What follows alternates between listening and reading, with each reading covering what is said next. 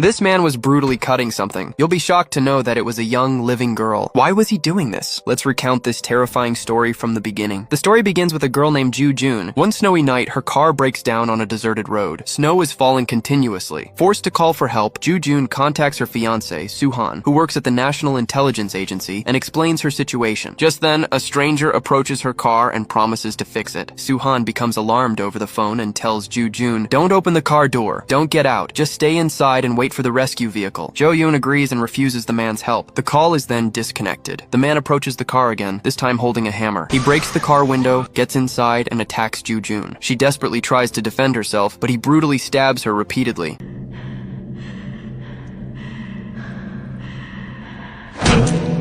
He then forcibly takes her to a secluded area, which serves as both his slaughterhouse and home. Jo Jun begs for her life and reveals that she is pregnant. Even this does not stop him. He kills her brutally and tries to destroy all evidence. Meanwhile, Ju Jun's engagement ring slips from her hand and falls into a drain. He searches for it but fails, then ignores it and continues his gruesome actions. Let's follow the story to uncover the motive behind this ruthless killer. A few days later, 3 young children are playing under a bridge. One of them spots a black package. Curious, he opens it and is horrified to find a human body part inside. The police are immediately alerted and dispatch a large team to search for the remaining body parts. Team leader Jang, Ju Jun's father, also arrives at the scene. He is gripped by fear, as his daughter has been missing for days. After a lengthy search, a police officer discovers a suspicious object at the bottom of the river. He turns it over with a stick and is stunned. It's a severed head. The officer calls for backup immediately. In the commotion, media personnel and a crowd gather. The situation escalates when a forensic worker slips while carrying the evidence box. The box opens and the head rolls directly in front of Suhan and team leader Jang. The scene is unbearable for both of them. At Ju Jun's funeral, Suhan cannot hold back his tears. The girl he was about to marry has been killed so brutally, and he doesn't even know the reason. Suhan vows to find the killer and punish him in a way far beyond the law. The next day, Suhan meets with his superior and takes 2 weeks off. He begins his own investigation. With the help of a close friend, he obtains a special tracking device, a capsule-like device. He then reads the files on 4 suspects provided by team leader Jang. Jang wants his daughter's murderer to face a punishment beyond what the law can provide. Suhan arrives at the home of the first suspect. The man is absorbed in his own world and doesn't realize the danger he is in. Oh my god, bro. Oh,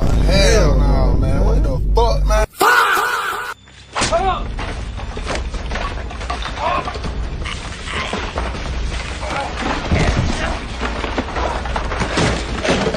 Suhan captures him, ties him to a chair, and shows him a photo of Ju Jun in her car. After questioning him, it becomes clear that this man is not the killer. An enraged Suhan warns him and sets off to continue his search. Reaching the second suspect, he finds him making a delivery on a bike. Suhan stops the man by colliding with his bike and angrily assaults him while interrogating him.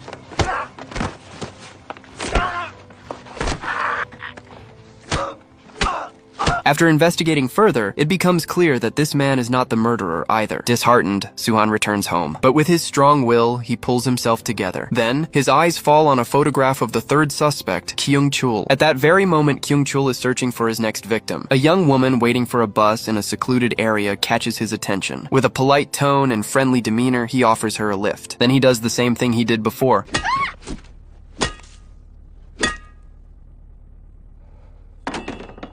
He knocks her unconscious just as he did with Ju Jun. He takes her to his hideout and brutally kills her.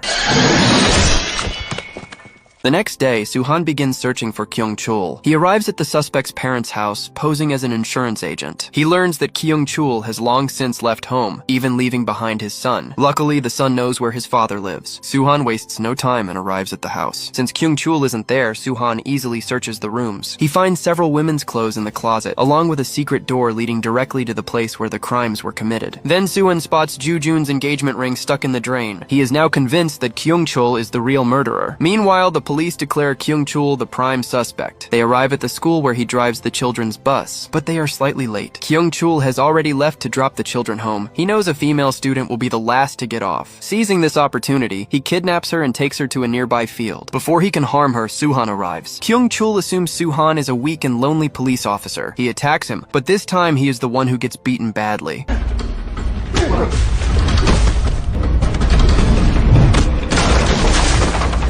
Suhan has the chance to kill him, but he doesn't. Dying would be an easier punishment than what Suhan has planned. Suhan wants Kyung Chul to live and suffer the consequences of his actions. He inserts a tracking device into Kyung Chul's body and breaks his arm. When Kyung-chul regains consciousness, he finds an envelope containing money. This money was deliberately left by Soo-han to cover medical treatment. Soo-han does not want the murderer to die quickly. He then takes a taxi to the city, and this is where Soo-han's deadly mission truly begins. While driving toward the city, he begins to sense that something inside the taxi feels unusual. Kyung-chul notices that the driver's face does not match the photo displayed on the dashboard. At that moment, he realizes he has walked into a trap. The driver and the man sitting beside him are actually robbers. A violent struggle breaks out between the three of them. However, this time Kyung-chul proves to be more ruthless and overpowering. He kills both attackers and takes control of the taxi himself. When he looks back, he discovers the real taxi driver's dead body hidden inside. He disposes of all three bodies in the woods and drives away. The next morning, he visits a private clinic to treat his injuries. When he sees a nurse, his dark desires return. He secretly hides inside the medical storeroom and waits. As soon as the nurse enters, he shuts the door and forces her to undress. Terrified, the nurse begins to comply. But at that exact moment, Soo-han arrives. Thanks to the tracking device, he already knows Kyung-chul's location. Locked doors are no obstacle for him. He slips inside and once again confronts Kang-chul, beating him mercilessly. Before leaving, Soo-han badly injures his heel and orders the nurse to treat him and keep him alive because he wants him to continue suffering. When Kang-chul regains consciousness, he finds himself back in the same taxi. Now he is suspicious and confused about how Soo-han keeps finding him every time. He hates being hunted like this. In a furious outburst, he shouts that he will kill anyone who dares to toy with him. Soon after, the taxi breaks down in the middle of the road. He attempts to stop another vehicle to rob it, but an army truck appears instead. Left with no choice, he asks the soldiers for help and eventually makes his way to a friend's house. All this time, Soo-han continues tracking him from a distance. Team leader Yang calls Soo-han and insists that he has gone far enough and should let the police handle the rest. Joo-jun's sister also pleads with Soo-han, reminding him that revenge will not bring anything back. But Soo-han's hatred has already consumed him completely. He ends the call and continues his pursuit. Kyung-chul arrives at the home of his friend Taiju, who is also a dangerous killer. Both Taiju and his lover share similarly twisted minds. When Taiju hears that someone is relentlessly chasing Kyung-chul, he suspects it might be a relative of one of the victims. He recalls Joo-jun's ring, which he had also noticed on Soo-han's hand earlier. He begins speaking disrespectfully about Joo-jun. Hearing this, Soo-han becomes overwhelmed with rage. Soo-han decides to enter the killer's house and confront them directly. Inside, he finds a young girl who was about to be murdered. Soo-han saves her life. He grabs Taiju by the throat and slams him down, injuring his own hand in the struggle. Kyung-chul, who is outside, hears the noise and rushes in with a gun. The moment he sees Soo-han, he immediately opens fire. Soo-han narrowly avoids the bullets and runs toward the upper floor. The two killers split up to search for him. Suddenly, Taiju's girlfriend attacks Soo-han, but her strike misses. Soo-han retaliates with brutal force, leaving her badly injured. Then Kyung-chul advances. Soo-han scatters barbed hooks across the floor, setting a trap for him. As soon as Kyung-chul steps on them, Soo-han pounces, repeatedly hitting him on the head. He then calls the police. The police arrest Taiju and his girlfriend. Kyung-chul is sent to another facility for treatment, but Soo-han feels that this punishment is still not enough.